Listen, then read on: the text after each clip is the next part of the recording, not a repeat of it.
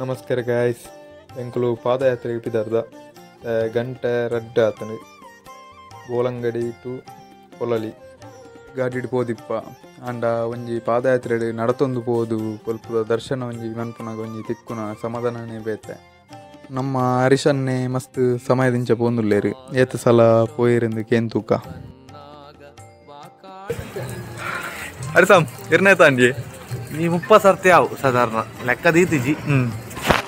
ಇದು ಏತ್ ಸಲ ಅನ್ವೆ ಬಸ್ಸಿನ